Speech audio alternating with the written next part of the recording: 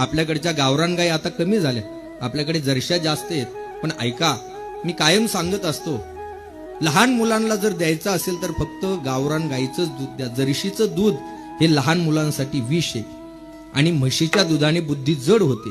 म्हणून लहान मुलांना जर द्यायचं असेल ना तर फक्त गावरान गाईचं दूध द्या.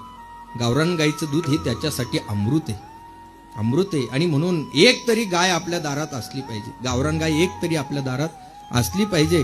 लोकांसाठी नाही, पण कमीत कमी स्वतःच्या मुलासाठी तरी ठेवा. तुमच्याकडे शेती आहे म्हणून सांगतो, एक गाय आपल्या दारात असली पाहिजे, गावरान गाय असली पाहिजे. गाय ही सुद्धा परोपकारासाठी. जेव्हा आईचं दूध बंद होतं ना तेव्हा मुलाला वाढवण्यासाठी गाईचं दूध महत्वाचं असतं. गाईच्या दुधावरती त्या मुलाची वाढ होते.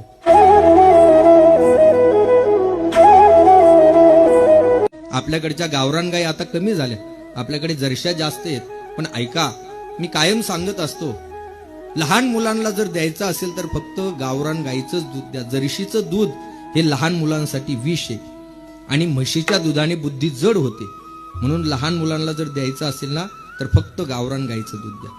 गावरान गाईचं दूध हे त्याच्यासाठी अमृत आहे, अमृत आहे. आणि म्हणून एक तरी गाय आपल्या दारात असली पाहिजे, गावरान गाय एक तरी आपल्या दारात असली पाहिजे.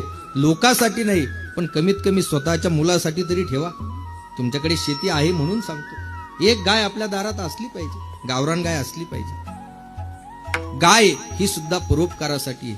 जेव्हा आईचं दूध बंद होतं ना तेव्हा मुलाला वाढवण्यासाठी गाईचं दूध महत्वाचं असतं. गाईच्या दुधावरती त्या मुलाची वाढ होते.